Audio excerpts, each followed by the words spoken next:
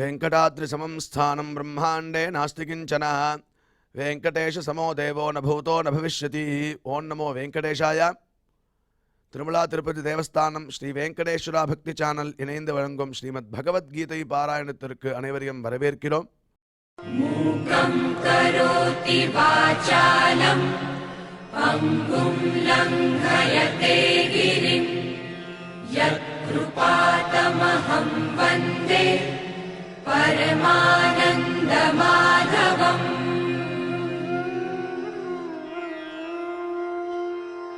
करारविन्देन पदारविन्दम् मुखारविन्दे विनिवेशयन्तम् वटस्य पत्रस्य पुटे शयानम् बालं मुकुन्दम् मनसा स्मरामि.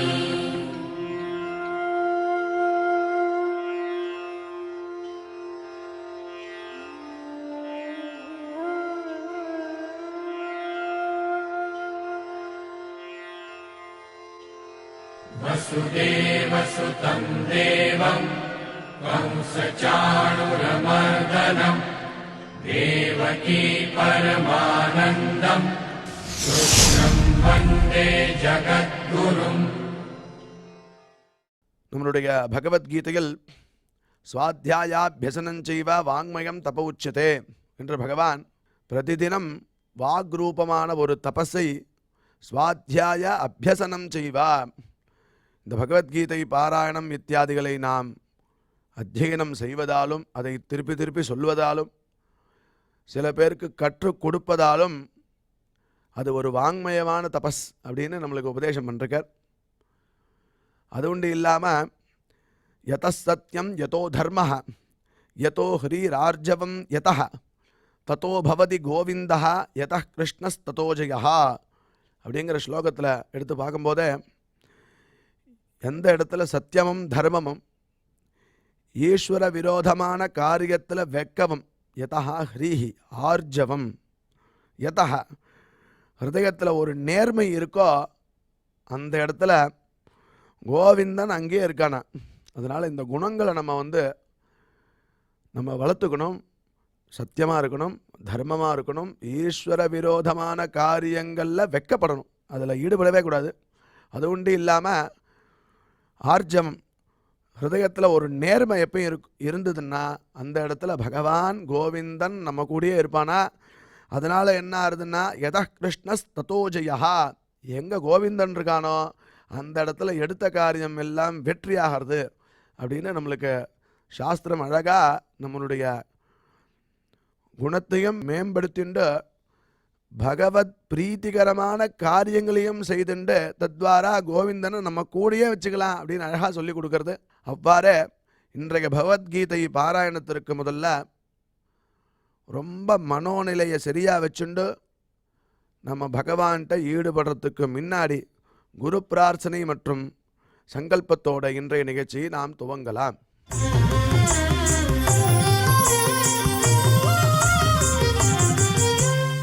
श्री गुरु प्रार्थना. गुरु ब्रह्मा गुरुर्विष्णुर् गुरुर्देवो महेश्वरः गुरुः साक्षात् परं ब्रह्म तस्मै श्री गुरवे नमः.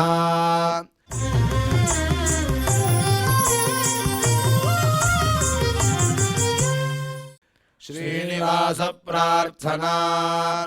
नमः क्षीराब्धिनाथाय वैकुण्ठाचलवासिने मुकुन्दाय नमो नित्यम् आनन्दाय नमो नमः.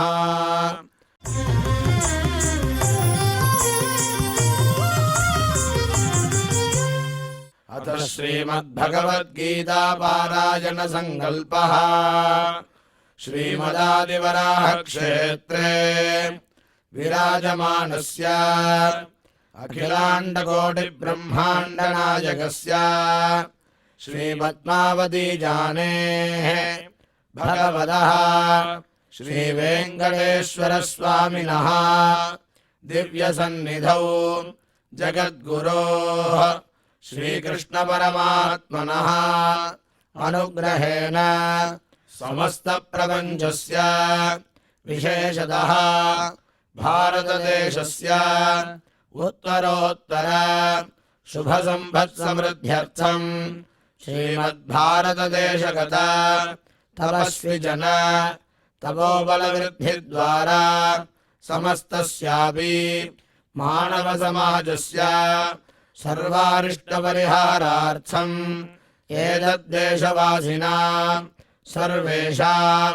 सज्जनानां योगक्षेमार्थं राष्ट्रविरोधिनां निबर्हणद्वारा जनानां चित्तशान्ति चित्तस्थैर्य सन्तोषादि अभिवृद्ध्यर्थम् एतद्देशवासिनां परस्परविद्वेष परस्परनिन्दा परस्परहिंसादीनां निवृद्ध्यर्थम् परस्परसौमनस्य सिद्ध्यर्थम् समस्तपापक्षयार्थम् श्रीमन्नारायणप्रीत्यर्थम् श्रीपरमेश्वरप्रीत्यर्थम् श्रीमद्भगवद्गीतायाः अखण्डपारायणम् करिष्यामहे।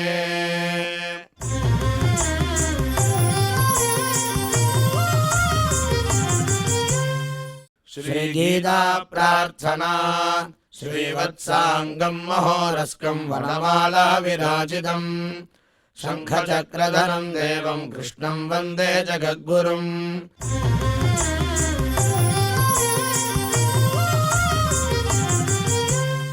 पार्थाय प्रतिबोधिताम् भगवता नारायणेन स्वयम् व्यासेन ग्रथिताम् पुराणमुनिना मध्ये महाभारतम् अद्वैतामृतवर्षिणीम् भगवतीम् अष्टादशाध्यायिनीम् अम्ब त्वामनुसन्ददामि भगवद्गीते भवद्वेषिणीम्।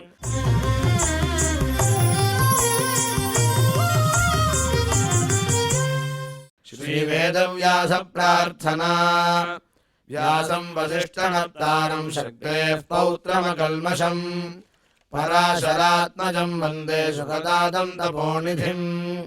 यत्र योगेश्वरः कृष्णो यत्र पार्थो धनुर्धरः तत्र श्रीर्विजयो भूतिर्ध्रुवाणि धर्मधर्मम।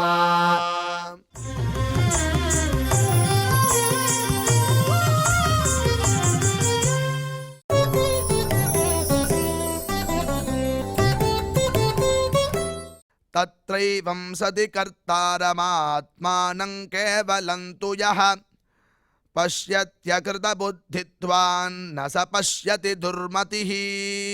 வித்யா விந்ததே அமிர்தம் அப்படின்னு சொல்ல பிரகாரம் நாம் இதுவரை செய்த ஸ்லோகங்களுடைய அர்த்தத்தை நமக்கு டாக்டர் ஊவே அனந்தபத்மநாபாச்சாரியார் விவரிப்பார்.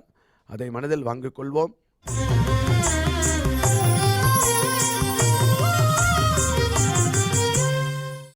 तत्रैवं सति कर्तारम् आत्मानं केवलं तु यः पश्यत्यकुतबुद्धित्वात् न स पश्यति दुर्मतिः। ओम नमो भगवते वेंकटेशाय. ஒரு மனிதன் ஒரு காரியத்தை பண்ணுறான். இப்போ நம்மளை எடுத்துக்கோங்களேன். இப்போ நம்ம உபன்யாசம் பண்ணுறோம், உபன்யாசம் கேட்குறோம், டிவி பார்க்குறோம், ஃபோன் பார்க்குறோம், விளையாடுறோம், பேசுகிறோம், சிரிக்கிறோம், சாப்பிட்றோம். இப்படி நாம் பண்ணும் பொழுது நம்முடைய தேகம், நம்முடைய வாக்கு, நம்முடைய மனசு, இதனால் இந்த காரியங்களை நாம் பண்ணிட்டு இருக்கோம். சரீரத்தினால, அதான் வாக்கு, மனசு, காயம், திரிகரண சுத்தின்னு சொல்லுவாள். திரிகரண சுத்தி, 3 கரணங்கள் ஒன்றாக இருக்கணும், அதாவது சுத்தியாக இருக்கணும், ஒரே மாதிரி இருக்கணும். உங்களுக்கு இந்த உபன்யாசத்திலேயே ஒரு எக்ஸாம்பிள் கொடுத்துருந்தேன் நான். மனஸ்யன்யத் வச்சஸ்யன்யத் கர்மண்யன்யத் துராத்மனாம், மனஸ்யேகம் வச்சஸ்யேகம் கர்மண்யேகம் மகாத்மனாம். வேத வாக்கியம் எத்தி மனசாத்தியாயதி தத்வாச்சா பக்தி தத்கர்மனா கரோதி. மனசில் ஒன்று நினைக்கிறது, வார்த்தையில் ஒன்று சொல்கிறது, செயலில் ஒன்று காண்பிக்கிறது. இது துராத்மாக்களுடைய காரியம். மனசில் ஒன்று நினைப்பா, வார்த்தையில் ஒன்று சொல்லுவா, அவருடைய ரியாக்ஷன்ஸ் வேறு மாதிரி இருக்கும். ஆனால் மகான்கள் என்ன பண்ணுவான்னா, எதை மனசில் நினைக்கிறாளோ அதை தான் வார்த்தையில் சொல்லுவாள். ராமனுக்கு ராஜ்யம் உண்டுன்னு தசரதன் தீர்மானம் பண்ணினான். அதுக்கு உண்டான ஏற்பாடுகள் எல்லாம் பண்ணுனா. வசிஷ்டருடைய நியமனத்தின் பேரில் ராமபிரான் தன் குலதெய்வமான ரங்கநாதனுக்கு பூஜையெல்லாம் பண்ணினான். அப்புறம் மந்திரையினால் கைகை கலக்கப்பட்டாள். அது அழகாக சொன்னார் ராமாயண தாத்பரிய நிர்ணயத்தில். திருப்பார்கடல் மாதிரி பியூராக இருந்த கைகை மந்தரை என்னும் மந்தர மலையினால் கலக்கப்பட்டு ஆலகால விஷத்தை போன்ற கொடிய வரத்தை கக்கினாள் அப்படின்னு வர்ணிக்கிறார். காளிதாசன் பேசும் பொழுது ஒரே சமயத்தில் புற்றின் வாயில் இருந்து, அந்த புற்று இருக்கு இல்லையா, சின்னதா ஆண்ட் ஹில்னு சொல்றோம் இல்லையா, கரையாம்புத்து, அந்த புற்றின் துவாரத்தில் இருந்து ஒரே சமயத்தில் 2 கொடிய சர்ப்பங்கள் புறப்பட்டால் எப்படி இருக்குமோ, அது தீண்டினால் உடனேயே எப்படி மரணம் உண்டாகுமோ, அது போன்று கைகேயின் வார்த்தையில் இருந்து வெளிவந்த 2 வரங்களாகிற பாம்பு கடித்து தசரதன் மயங்கினான் என்று வர்ணிக்கிறார் காளிதாச மகாகவி. இந்த வர்ணனால இப்போ நமக்கு இம்பார்ட்டன்ட் இல்லை இந்த ஸ்லோகத்துக்கு. அங்கே ஒரு முக்கியமான விஷயம் பார்க்கணும். தசரதன் மயக்கம் போட்டு விழுந்திருக்கான். இப்போ கைகேயி சுமந்திரர் போயிருக்கார் ராமன் அழைச்சின்னு வரத்துக்கு. சுமந்திரன் ராமன் அழைச்சின்னு வரார். வந்த உடனே அவங்க அப்பா உன்னை காட்டுக்கு போகணும்னு சொல்லிட்டார் அப்படின்னு. அப்படியே நிற்கிறான் ராமன், சலனம் இல்லாமல் நிற்கிறான். கைகேயி யோசிச்சா, யாராக இருந்தாலும் பெரிய அதிர்ச்சி தானே, பெரிய இடி தானே இது. ராஜ்யம் உண்டு ராஜ்யம் உண்டுன்னு ரொம்ப சந்தோஷமாக குதிச்சுட்டு இருக்கச்சே, ராஜ்யம் இல்லை நீ கிளம்பு காட்டுக்கு போகணும், 14 வருஷம் காட்டில் இருக்கணும்னா யாருக்கு தான் அது அக்செப்டபிள்? யாராக இருந்தாலும் ரொம்ப கஷ்டப்படுவாள் இல்லையோ. அது ராமன் நின்றுட்டு இருக்கான். என்னப்பா ரொம்ப மனசு கஷ்டமாக இருக்கா, வலிக்கிறதா அப்படின்ட்டு. நாகமர்த்தபரோ தேவி, அது ராமன் சொல்லக்கூடிய உயிரான வார்த்தை அது. நாகமர்த்தபரோ தேவி, அம்மா என்ன நீ தப்பா நினைச்சிட்ட, உன்னுடைய ஜட்ஜ்மெண்ட் இஸ் ராங். காசு பணத்துக்கு ஆசைப்படக்கூடியவன் நான் இல்லை. வித்திமாம் ரிஷிபிஸ்துல்யம் தாபசம். காசு பணத்துக்கு ஆசைப்படுறவன் இல்லை. ராஜ்யம் உண்டுன்னு சொன்னாலும் சரி, ராஜ்யம் இல்லைன்னு சொன்னாலும் சரி. ராஜ்யம் வா வனவாசோ வா வனவாசோ மகோதயான்னு, ராஜ்யம் இருக்குன்னாலும் ராஜ்யம் இல்லைனாலும், வனவாசம் உண்டுனாலும் வனவாசம் இல்லைனாலும் நான் அதை பற்றி கவலைப்பட போகிறதில்ல.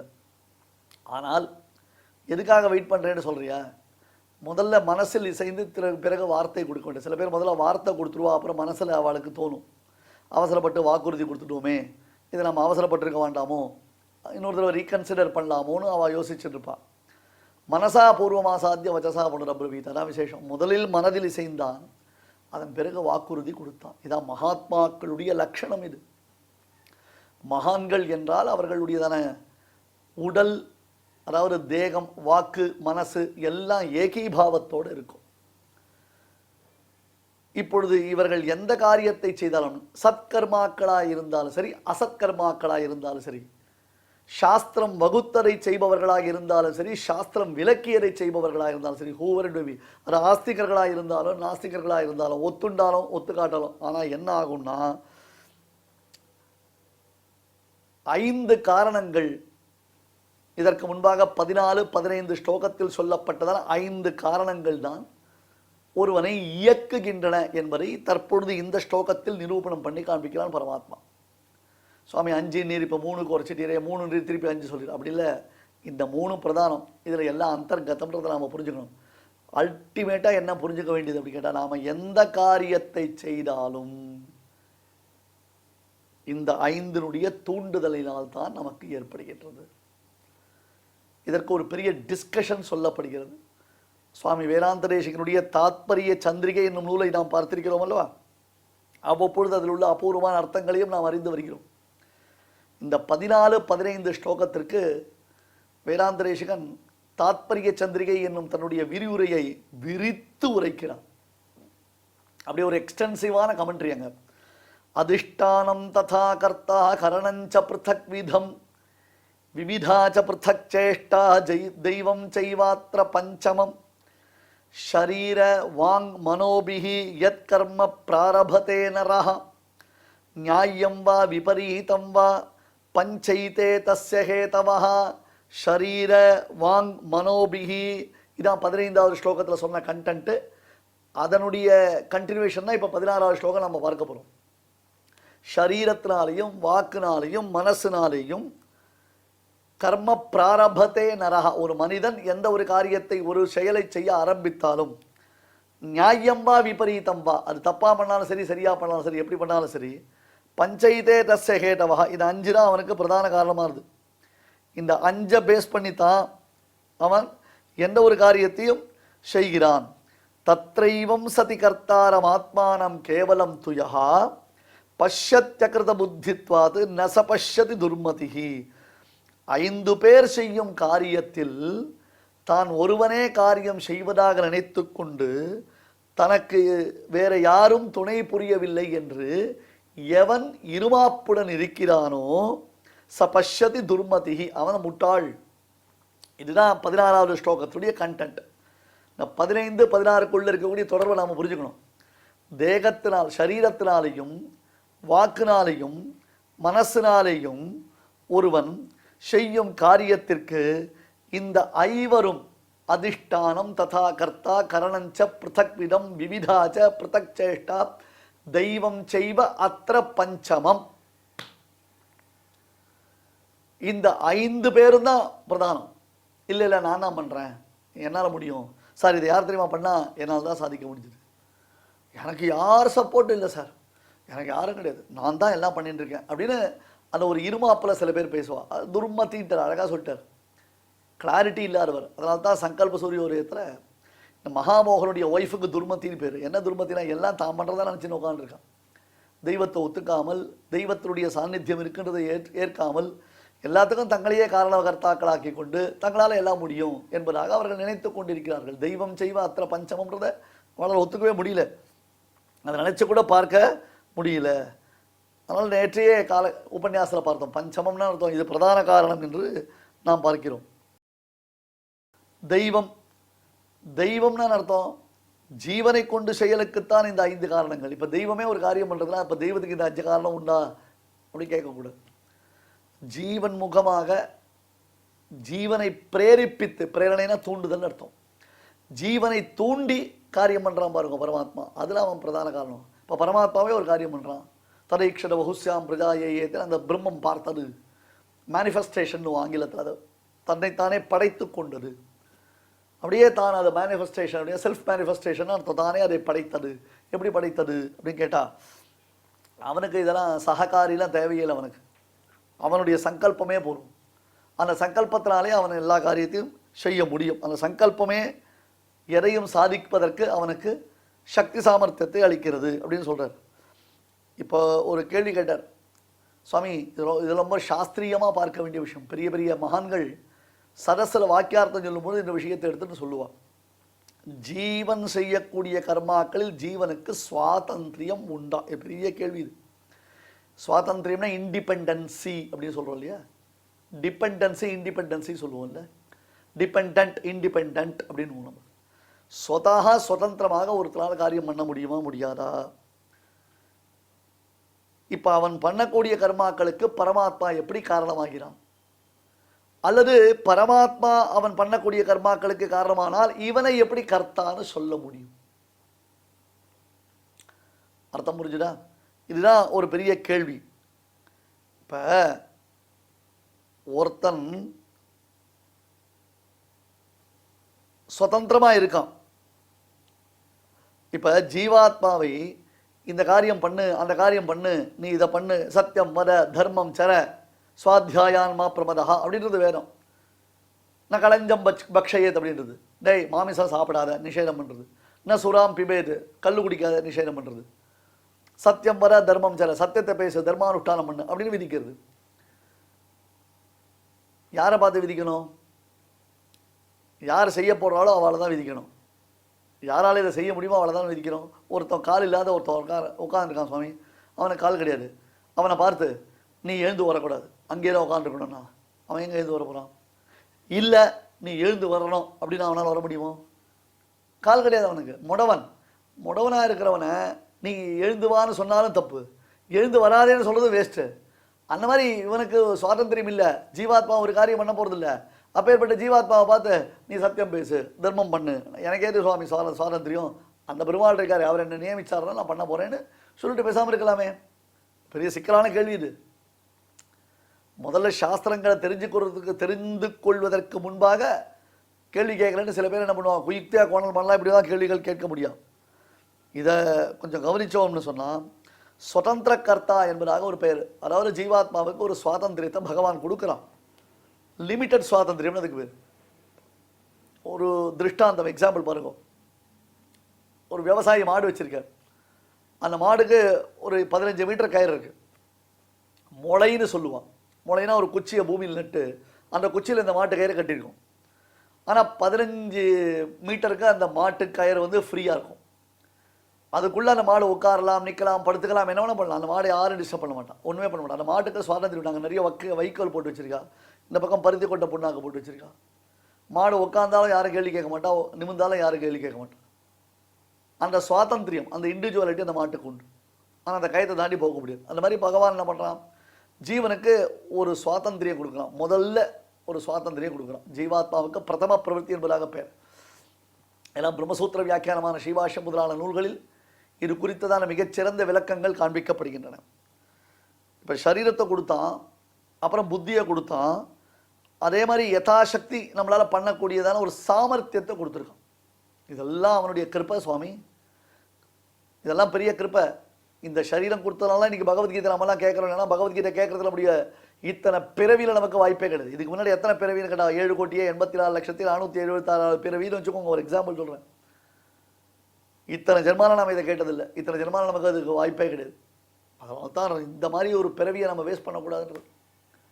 க்ஷணசா கணசைவ வித்யாமர்த்தம் ச சாரேர். ஒவ்வொரு க்ஷணமும் ஒவ்வொரு கணமும் ஞானத்தை சம்பாதிக்கணும், பணத்தை சம்பாதிக்கணும். பணத்தை சம்பாதிக்கிறது ஞான அபிவிருத்திக்கு ஹேதுவாக இருக்கணும்.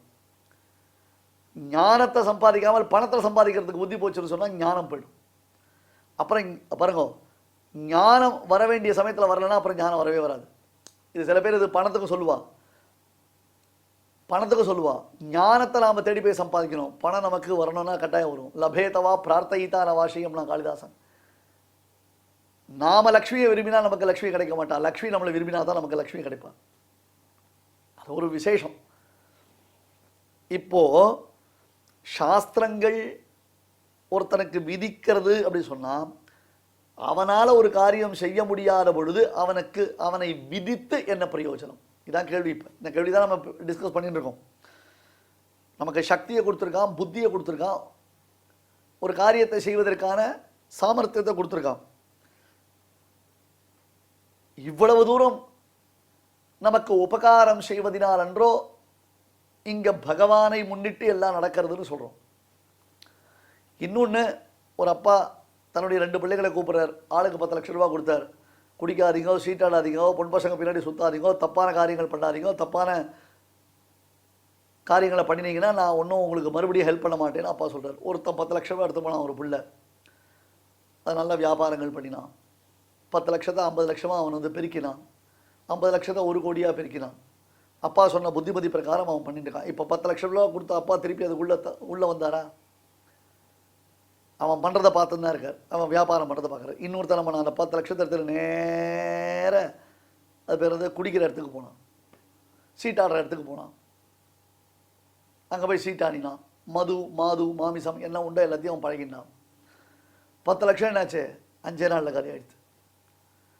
மறுபடியும் வச்சு சீட்டாடினா என்ன ஆகும்?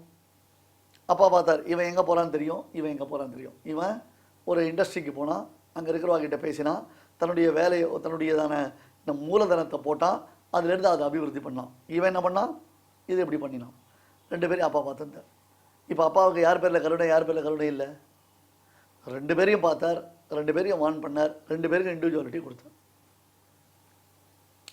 இவன் வந்தவொடனே என்னடா கண்ணா பண்ணினார்? அப்பா நீ 10 லட்ச ரூபா கொடுத்த, அதை 50 லட்ச ரூபாக நான் வந்து ப்ராஃபிட் பண்ணி காமிச்சிருக்கேன். ரொம்ப சந்தோஷம்டா பையா, 50 லட்ச ரூபா ப்ராஃபிட் பண்ணிட்டான்ப்பா. அடுத்த ஒரு பிஸ்னஸ் ஆரம்பிக்கலாம்னு நினச்சிட்டுருக்கேன். அதுக்கு ஒரு 1 கோடி ரூபா தேவைப்படுறது.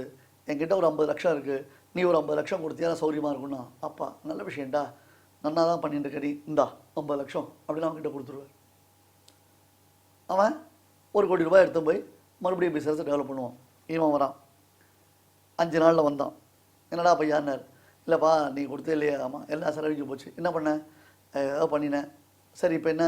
எனக்கு இன்னொரு 10 லட்ச ரூபா வேணும். பிச்சு விடுவேன், பிச்சு மூஞ்சிலேயே முழிக்காரு. என் மூஞ்சில் உனக்கு நான் எவ்வளவு தடவை சொன்னேன், எத்தனை தடவை வான் பண்ணினேன், தப்பான காரியம் பண்ணாத, தப்பான காரியம் பண்ணால் என்னுடைய சப்போர்ட் உனக்கு கிடையாதுன்னு. நீ என்னை தடுத்துருக்க வேண்டியது தானே. நான் எதுக்கு உன்னை தடுக்கணும்? உன்னை வான் பண்ணி தானே உனக்கு கொடுத்தேன். நீ தப்பான காரியம் பண்ணுற, இந்த தப்பான இந்த மார்க்கத்தில் போகிற, இந்த வழி போகக்கூடாது, டோன்ட் யூஸ் திஸ் வேர்ட் அப்படின்னு நான் சொல்லினா உங்ககிட்ட. நீ திருப்பி என்கிட்ட வந்தியானா உன்னை உதைப்பேன்னு சொல்லலாம் இல்லையா? நீ நேரம் இங்கிறது என்கிட்ட ரூபாய் வாங்கிட்டு கல்லு கடைக்கு போனீங்கன்னா, சூதாட்ட கிளப்புக்கு போனீங்கன்னா, நான் எதுக்கு உன்னை தடுக்கணும்? என் கடமை உனக்கு கொடுக்க வேண்டிய 10 லட்சத்தை கொடுத்துட்டேன். அவனுக்கு மட்டும் 50 லட்சம் கொடுத்தேன். அவனுக்கு எதுக்கு 50 லட்சம் கொடுத்தேன்? அவன் என்ன பண்ணான் பார்த்தியோ இல்லையோ? நான் கொடுத்த 10 லட்சத்தை 50 லட்சமாக அவன் விருத்தி பண்ணினான். அப்புறம் மேற்கொண்டு அதை விருத்தி பண்ணுறதுக்கு அவன் என்ன கேட்குறான்? அவன் மேல எனக்கு நம்பிக்கை வந்துடுது. அந்த நம்பிக்கை பிரகாரம் இனிமேல் நான் அவனுக்கு பொறுப்பாக இருந்துன்னு கூட இருந்து அவனை கைட் பண்ணுவேன். பட் உன் பேரில் நம்பிக்கைக்கு நீ விசுவாசமாக நடந்துக்கலையே. உனக்கு ஒரு இண்டிவிஜுவாலிட்டி கொடுத்த போது அந்த இண்டிவிஜுவாலிட்டி நீ மிஸ்யூஸ் பண்ணினியே, மிஸ்பிஹேவ் பண்ணியே. அப்பயே வான் பண்ணினேன், திருப்பி என்கிட்ட வந்தேன்னா ஒரு பைசா உனக்கு கிடையாதுன்னு. நீ ஒத்துக்கலை, அலட்சியப்படுத்தினேன். இனிமேல் என்கிட்ட வராது. நான் தெருவில் போய் பிச்சை எடுக்கிறேன், எடு. இத்தனை நாள் குடிச்சிட்டு தெருவில் உருண்டுந்த, இப்போ பசியில் உருள போகிறேன், எனக்கு அதெல்லாம் கருணை கிடையாது அப்படின்றான். அந்த மாதிரி பகவான் நமக்கு ஒரு சுவாதந்திரியம் கொடுத்தா பாருங்கோ. அதை ஏதோ ஒரு இடத்துல நாம் தப்பு பண்ணி மிஸ்யூஸ் பண்ணதுனால தான் இத்தனை கோடி பிறவிகள் நமக்கு கிடைச்சிருக்கு.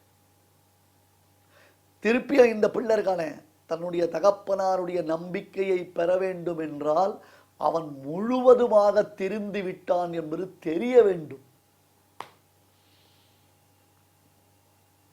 ஆனால் அப்பா அவனை மானிட்டர் பண்ணிட்டே இருப்பார்ல, அவனை விட்டுவிட்டேன்னு சொல்லுவாரே தவிர்த்து அவர் அவனை மானிட்டர் பண்ணாமல் இருப்பாரா? இவன் எங்கே போகிறான், எங்கே வரான், யார் கூட பேசுகிறான், யார் கூட பழகிறான், என்ன பண்ணிட்டு இருக்கான், திருந்திட்டானா, ஒழுங்காக இருந்துட்டு இருக்கானா அப்படின்னு நேரடியாகவோ மறைமுகமாகவாவது அவனை கவனிச்சுட்டு அடுத்து அவனுக்கு தேவையான உபகாரங்களை எப்படி அவனுக்கு கரெக்டாக போயிட்டு இருக்குன்றதையும் பார்ப்பார்ல. இந்த சுவாதந்திரியத்தை ஒரு பெரிய விசாரமாக நம்முடைய சாஸ்திரங்கள் செய்கின்றன. அதனால்தான் பகவானே நம்மளை ஒரு காரியத்தை செய்விப்பதினாலே அதனால் வரக்கூடிய பலனையும் அவன்தான் அனுபவிக்கணும். இல்லை ஜீவனாகிய நான் என்னன்னு ஒரு கேள்வி கேட்க முடியாது. இப்போ யார் பலனை யார் அனுபவிக்கிறா? இவன் பலன் அனுபவிக்கிறது எப்படி, இவன் பலன் அனுபவிக்கிறது எப்படி? வித்தியாசம் இருக்கோ இல்லையோ? வித்தியாசம் இருக்கோ இல்லையோ? ஆகையால் என்ன அப்படி கேட்டால் சுவாமி ராமானுஜர் கிருத பிரயத்னாபேக்ஷஸ்து விஹித பிரதிஷித்தா வையர்த்தியாதிபியா என்பதான ஒரு சூத்திரம் வியாசருடைய பிரம்மசூத்திரத்தில். இந்த விசாரங்களை எல்லாம் சுவாமி ராமானுஜர் அத்தியாச்சரியமாக எடுத்து காட்டியிருக்கிறார். இப்படி சுவாதந்திரியத்தை பகவான் நமக்கு முதல்ல கொடுக்கலைன்னா சாஸ்திரங்கள் பிரயோஜனம் இல்லாமல் போயிடும். அதற்குத்தான் இந்த தகப்பனாருடைய திருஷ்டாந்தம் பார்த்தோம். ஆளுக்கு 10 லட்சம் ரூபா கொடுத்தாருன்னு நம்ம சொல்கிறோம். ஆகையால் சாஸ்திரங்களை கொண்டு எது நல்லது எது தவறானது, ஹர்த்தும் தமஸ் சதசதீச்ச விவேக்துமீஷா மானம் பிரதீபமிவ காருணிகோ ததாதி தேனாவலோக்கிய கிருதினஹ பரிபுஞ்சதே தத் தத்ரைவ கேபி சபலாக ஷலபீ பவந்தி. பராசர பட்டருடைய உயர்ந்த ஸ்தோத்திரம் ரங்கராஜஸ்தவம், அதில் வரக்கூடிய ஒரு ஸ்லோகம். இது சரி, இது தப்பு, இதை செய்யணும், இதை செய்யக்கூடாது என்பதை நாம் தெரிந்து கொள்வதற்கு மானம், மானம்னு அர்த்தம் அளவுகோல், பிரமாணம், ஆத்தன்டிசிட்டி. அது எது? சாஸ்திரம். வழக்கை ஏற்றி வச்சா பிரகாசம் தெரியுது, நல்ல வெளிச்சம், இந்த ரூமில் நல்ல வெளிச்சம் இருக்குது சார், நல்லா பிரைட்டாக இருக்குன்னு வழக்கை ஏற்றி வச்சுருக்கார். வழக்கை ஏற்றி வச்சு வெளிச்சத்தை உபயோகப்படுத்திக்கிறதுல உண்டு. வழக்கில் போய் விட்டில் பூச்சி மாதிரி உழுந்து உசுர விடுறவனும் உண்டு. அப்போ வழக்கினுடைய தோஷமா அது? அது வெளிச்சத்துக்காக தான் அந்த வழக்கு இருக்கே தவிர்த்து எதையும் கொளுத்துறதுக்காக அந்த வழக்கு இல்லை. ஒரு விட்டில் பூச்சி அதில் தான் போய் விழுந்துன்னா அது யாருடைய தோஷம் அது? ஆகையால் சாஸ்திரங்களை கொண்டு நல்லது தீயதை அறிந்து நம்முடைய புத்தி சக்தியை கொண்டு நல்லதை செய்து தீயவற்றை நாம் விளக்க வேண்டும். அந்த அளவுக்கு நமக்கு சுவாதந்திரியத்தை பெருமாள் கொடுத்திருக்கான். அவன் விதித்த வகுத்த கட்டளைப்படி நாம் நடப்பதற்கு அதற்கு என்ன பேரு? பாரதந்திரிய காஷ்டை என்பதாக சுவாமி தேசிகன் அது ரொம்ப தெளிவாக வியாக்கியானம் பண்ணி எடுத்து காண்பிக்கிறது. ஆகையால் இப்போ இன்னொரு கேள்வி வந்தது, சுவாமி எல்லாவற்றையும் பரமாத்மா தான் பண்ணுறான். நாம் பிரவர்த்திக்கிறதும் பரமாத்மாவுடைய நியமனம் தான், நிவர்த்திக்கிறதும் பரமாத்மாவுடைய நியமனம் தான் அப்படின்ட்டு எந்த காரியத்தை செய்யாமல் பேசாமல் ஒருத்தர் உட்காந்துருக்கார். கேட்டெல்லாம் பெருமாள் தான் பண்ணார், எல்லாம் பெருமாள் தான் பண்ணார். இது தப்பு. அப்படி இருக்கக்கூடாது, அப்படி இருக்கக்கூடாது. இப்போ எதுலேயுமே நான் பிரவர்த்திக்காமல் இருக்கேன்னா லோக வியாபாரம் லோக வியாபாரம் எதுவுமே பண்ண முடியாமல் போயிடும். சாப்பிடாமல் இருப்பியா? தூங்காமல் இருப்பியா? அவ்வளோ வானா சார். எழுந்து ரெஸ்ட் ரூமுக்கு போகாமல் இருப்பியா? திடீர்னு வயிற்று வலிக்கிறது, இதெல்லாம் பெருமாள் அவருடைய காரியம், நான் இதை பற்றி எதுவும் கவலைப்பட வேண்டாம் அப்படின்னு ஒரு இடத்துல உட்காந்துருக்க முடியுமா? ஒன்றும் இல்லை. இப்படி வயிற்றை பிடிச்சின்னு ஓட மாட்டோம். இந்த முட்டாள்தனமாக மூர்க்கத்தனமான ஒரு வாதத்தை முன்வைத்தோம்னு சொன்னால் உலகத்தில் எந்த வியாபாரம் எந்த கிரியையும் பண்ண முடியாது. ஆர்குமெண்ட் பேரில் ஏடாவிடமாக கேள்வி கேட்டுட்டு சம்மந்தமே இல்லாத அதுக்கு அர்த்த விசேஷங்களை புரிஞ்சுக்கிறாளே அவகிட்ட சொல்ல வேண்டிய விஷயம் இல்லை. லௌகிக வியாபாரங்கள் என்ன பண்ணணுன்றதை நம்ம தெரிஞ்சுக்கணும், வைதிக வியாபாரங்கள் என்ன பண்ணணும் நம்ம தெரிஞ்சுக்கணும், இதை சாஸ்திரம் எப்படி நம்ம பிரவர்த்திக்கிறது எப்படி நம்மளை நிவர்த்திக்கிறது அப்படின்றத தெரிஞ்சுக்கணும். இப்போ யுத்தம் பண்ணுறது ஒரு வியாபாரம். அர்ஜுனனை பார்த்து பெருமாள் சொன்னார், பின்னாடி சொல்ல போறார். இப்போ க்ஷத்ரியன் யுத்தம் பண்ணணும், யுத்தம் பண்ணால் அவனுக்கு தோஷம் கிடையாது, அதனால் நீ யுத்தம் பண்ணு, எல்லாரையும் அடிச்சிரு அப்படின்னா. இப்போ பீஷ்ம துரோணாதிகளை அடித்தா அவனுக்கு ஏற்படக்கூடியதான பாபம் ஏற்படாது. ஏன்? க்ஷத்ரியனுக்கு பரமதரமான யுத்தம் பண்ணுறான். அப்போ யுத்தம் பண்ணினா அடித்தால் பாபம் இல்லைன்றதான பிரமாணத்தை வச்சுட்டு ரோட்டில் போகிறவரெல்லாம் அடிக்கலாமா, குத்தலாமா, கொல்லலாமா? நன்னா விஷயத்தை ஆராய்ந்து பாருங்கள். ஒருத்தன் இன்னொருத்தனை குத்தி கொலை பண்ணிட்டான், இல்லை ஒருத்தன் இன்னொருத்தனை துப்பாக்கியால் சுட்டு கொலை பண்ணிட்டான். உடனே கொலைக்காரன் ஒருத்தருக்கான் பாருங்க, அவனை பிடிச்சி ஜெயிலில் போட்டான். கொலைக்காரனை பிடிச்சி ஜெயிலில் போட்டு அவனுக்கு தண்டனை கொடுத்தான். அதே தேசத்தினுடைய எல்லையில் நம்ம சிப்பாய் ஒருத்தர், சோல்ஜர் ஒருத்தர், எதிரிகள் 6 பேரை துப்பாக்கியால் சுட்டு கொன்னுட்டார். உடனே கவர்மெண்ட் என்ன பண்ணிட்டு அங்கேருந்து ஹெலிகாப்டர் அனுப்பிச்சு அவருக்கு பெரிய ராயல் ரிசப்ஷன் கொடுத்து டெல்லிக்கு வரவழைச்சு சிகப்பு கம்பளம் விரித்து அவருக்கு பெரிய விருது கொடுத்து கௌரவிச்சான். உடனே இந்த ஜெயிலில் இருக்கிறவன் சொன்னான், பார்ஷியாலிட்டி சார், இது அநியாயமான பார்ஷியாலிட்டி. நான் ஒருத்தனை கொன்னேன், எனக்கு ஜெயிலில் போட்டிங்கோ, அவன் 6 பேரை கொண்டானே, அவனை நீங்கள் தூக்கி மாலை போட்டு வரவேற்கிறீங்களேன்னா இதுவும் அது ஒன்றாயிடுமா? அவன் தன்னுடைய தர்மத்தை பண்ணியிருக்கான், தேச ரட்சணத்தை பண்ணியிருக்கான், சத்ருக்களை சம்ஹாரம் பண்ணி அவன் தேசத்தை காப்பாத்திருக்கான். நீ என்ன பண்ண? காமக்ரோதத்தினால கொழுப்பெடுத்து போய் ஒருத்தனை கொன்னுட்டு தப்பு பண்ணிட்டு இப்போ ஜெயில சிக்ஷை இருக்க. சாஸ்திரம் எப்படி இருக்குன்றது நம்ம புரிஞ்சுக்கணும். தேசத்தில் இராணுவத்தில் இருக்கிறவன் 6 பேரை கொல்வதற்கும் இவன் ரோட்ல போறவன் கத்தியால குத்துறதுக்கும் வித்தியாசம் இல்லையா? நீ தர்மமான யுத்தம் பண்றதுக்கும் நம்ம விரும்ப போச்ச வரைச்சே ஒருத்தரை கொள்றதுக்கும் வித்தியாசம் இருக்கோ இல்லையோ? இந்த விஷயத்தை புரிஞ்சுக்கணும். இதை புரிஞ்சுக்காம இருக்கிறது தப்பு. இது எல்லாம் பகவத் பிரேரணையினால தத்தத் கர்மாதீனமாக நடக்கிறது என்பதை புரிந்து கொள்ளாத ஒருவன் தத்ரை வசதி கர்த்தாரம் ஆத்மானம் கேவலம் துயகா, தன்னை பெரிய கர்த்தாவா தான் எல்லாத்தையும் பண்றதாக தனக்கெல்லாம் சக்தி சாமர்த்தியம் இருக்கிறதா நினைச்சின்றானால் பஷ்யத்யகிருத புத்தித்வாத் நசபஷ்யதி துர்மதிஹி. துர்மதிஹி அகிருத புத்தித்வாத், தெளிவான புத்தி இல்லாததுனால அவன் எதையும் அறிவது இல்லை. தத்ரைவம் சதி கர்த்தாரம் ஆத்மானம் கேவலம் துயஹ பஷ்யத்யகிருத புத்தித்வாத் நச பஷ்யதி துர்மதிஹி. ஸ்ரீமதே பகவதே பாஷ்யகாராய நமஹ. இப்பொழுது அடியான் சொல்றதை எல்லாரும் திருப்பி சொல்லுங்க.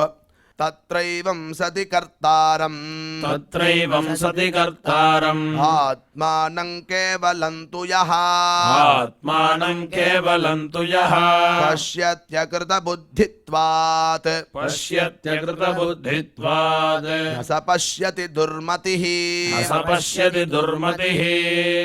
இப்பொழுது நாம் அனைவரும் சேர்ந்து பாராயணம் செய்யலாம். தத்ரைவம் சதி கர்த்தாரம் ஆத்மானம் கேவலம் துயஹ பஷ்யத்யகிருத புத்தித்வான் ந ச பஷ்யதி துர்மதிஹி. தெய்வத்தை ஆராதிக்கும் உன்னதமான வழிகளில் முக்கியமானது பகவன் நாம சங்கீர்த்தனம். அதனால் என்ன ஏற்படுகிறது என்று கேட்கலாம் இல்லையா? புண்ணியம் ஒன்று ஏற்படுகிறது. அது ஒன்று இல்லாமல் பகவானுக்கு பிரீத்தியானது ஏற்படுறது. இதை பற்றி பார்த்தோன்னா கிம் சம்பாத்தியம் மனுஜைஹி அப்படின்னு பகவத் பாதால் பிரஷ்னோத்தர ரத்ரி மாளிகா அப்படிங்கிற ஒரு கிரந்தத்தில் கேட்குறார். கிம் சம்பாத்தியம் மனுஜைஹி, மனிதர்களால் எது சம்பாதிக்கப்பட வேண்டியது? அந்த கேள்விக்கு பகவத் பாதாலே பதில் சொல்கிறார். வித்யா, வித்தம், பலம், யசா, புண்ணியம். வித்யா கல்வி, அடுத்தது வித்தம் பணம், பலம் பலம்னா ஆரோக்கியம் வரதுக்கு உண்டான சக்தி, யசா புகழ், அடுத்தது புண்ணியம். நம்ம என்ன நினச்சிட்டு இருக்கோம், பகவான் ஆராதிக்கிறதா இருந்தால் எதுவுமே வேண்டாம் அப்படின்னு நினச்சிட்டு இருக்கோம். அப்படி இல்லை. வெல்த்து ஹெல்த்து இது ரெண்டுமே முக்கியம். ரெண்டுத்தையும் நம்ம வளர்க்கணும். ஒரு சமயத்தில் வெல்த்தையும் வளர்க்கணும், ஹெல்த்தையும் வளர்க்கணும், அதோடு சேர்ந்து ஸ்பிரிச்சுவல் அதையும் வளர்க்கணும். அதாவது ஆன்மீக விஷயமான சமாச்சாரமும் வளரணும், நம்மளே வளர்ந்துட்டுருக்கணும் அப்படிங்கிறது தெரியறது இல்லையா. ஆரோக்கியம், பலம் வளரணும்னா நடக்கணும், குளிக்கிறதுனால 10 விதமான லாபம்னு சொல்கிறார். குணாதிஷ ஸ்நானபரஸ்ய சாதோ. பலம் எப்படி வளரும் அப்படின்னா குணாதிஷ ஸ்நானபரஸ்ய சாதோ ரூபஞ்ச தேஜா பலஞ்ச சௌச்சம். ரூபம் வளருமா, தேஜஸ் வளரும், பலம் வரும். ரூபஞ்ச தேஜா பலஞ்ச சௌச்சம். 4வது சௌச்சம். சௌச்சம்னா சுத்தி, அந்தःகரண சுத்தி, பகிஷுத்தி. அந்தःகரண சுத்தி மானசம் ஸ்நானம் விஷ்ணு சிந்தனம் அப்படின்னு சொன்னோம், ஏற்கனவே பார்த்தோம். அதனால் விஷ்ணு சிந்தனம் பண்ணுறதுனால கோவிந்த கோவிந்த கோவிந்தான்னு குளிக்கணும். குளிக்கிறதுனால என்ன ஆகுது, மானசமான ஒரு ஸ்நானம் ஏற்படுறது, சுத்தி வருது. சுத்தி வந்து அது அழுக்கெல்லாம் போக்குறதுங்கிறார். பகிஷுத்திக்கு நம்ம எல்லாம் சோப்பு தேய்க்கிறோம், அரப்பு தேய்க்கிறோம், மண்ணு தேய்க்கிறோம், அவ சௌகரியம். அடுத்தது ஆயுஷ்யம். 5வது ஆயுஷ்யம், ஆரோக்கியம். ஆயுஷ்யம்னு புரியுறது உங்களுக்கு, ஆரோக்கியம்னு புரியுறது. அலோலுபத்துவம், இது செய்யணும் இதை செய்யக்கூடாது அப்படிங்கிறது வருதான் புத்தி குளிக்கிறதுனால. அலோலுபத்துவம், துஸ்வப்ன காத்தா, கெட்ட கனவெல்லாம் போகிறது. தபஸ்ச மேதா, தபஹா 9 தபஸ் அப்படிங்கிறார். மேதா புத்தி சக்தி வளருது. இதுக்கெல்லாம் காரணமாக பலம் இருக்குது. பலமே இல்லைன்னா ஸ்நானம் பண்ண முடியாது இல்லையா. அது பலத்தை சம்பாதனம் பண்ணணும். பலம் யசா, அதுக்கு மேலே श्रीमन्नारायण नारायण नारायण श्रीमन्नारायण नारायण नारायण श्रीमन्नारायण नारायण नारायण श्रीमन्नारायण नारायण नारायण श्रीमन्नारायण नारायण नारायण श्रीमन्नारायण नारायण नारायण श्रीमन्नारायण नारायण नारायण श्रीमन्नारायण नारायण नारायण श्रीमन्नारायण नारायण नारायण भक्त प्रह्लाद की विपदा सुन स्वामी, भक्त प्रह्लाद की विपदा सुन स्वामी, खंब फाड़ प्रकटारायण श्रीमन्नारायण नारायण नारायण खंब फाड़ प्रकटारायण श्रीमन्नारायण नारायण नारायण श्रीमन्नारायण नारायण नारायण श्रीमन्नारायण नारायण नारायण श्रीमन्नारायण नारायण नारायण श्रीमन्नारायण नारायण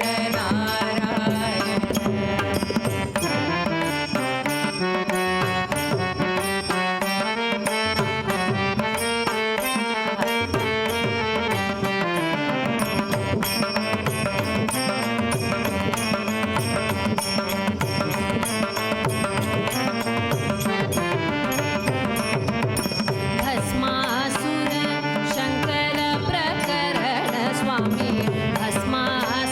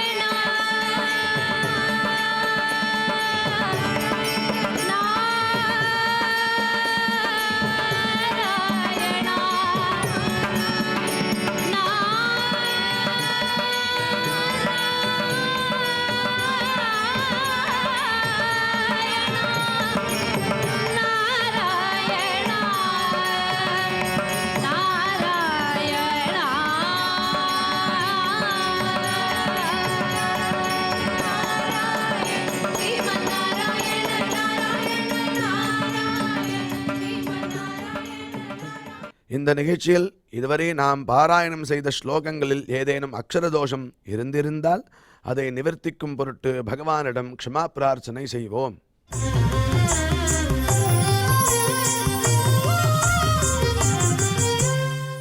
अथ क्षमा प्रार्थना यदक्षरपदभ्रष्टं मात्राहीनं च यद्भवेत् तत्सर्वं क्षम्यतां देवनारायण नमोऽस्तु ते।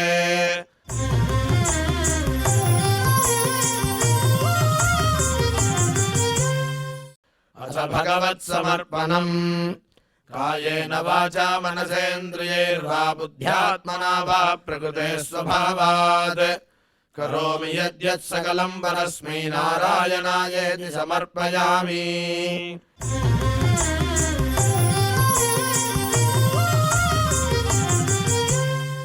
अथ लोकक्षेम प्रार्थना सर्वे भवन्तु सुखिनः सर्वे सन्तु निरामयाः सर्वे भद्राणि पश्यन्तु मा कश्चित् दुःखभाग् भवेत्. சுவாமியின் அருள் நாம் அனைவருக்கும் கிடைக்க வேண்டி மங்களாசாசனத்துடன் இன்றைய நிகழ்ச்சி நிறைவு பெறுகிறது. மீண்டும் நாளை சந்திப்போம். ஓம் நமோ வெங்கடேஷாய.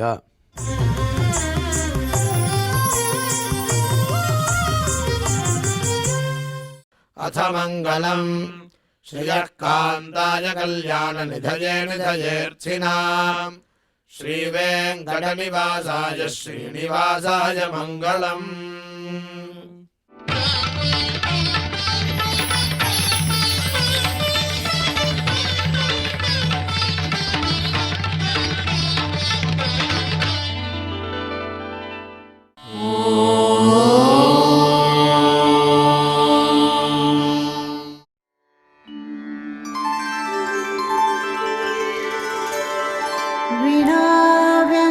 विनाव्यङ्कटेशं ननाथो ननाथः सदा व्यङ्कटेशं स्मरामि स्मरामि हरे व्यङ्कटेश प्रसीद प्रसीद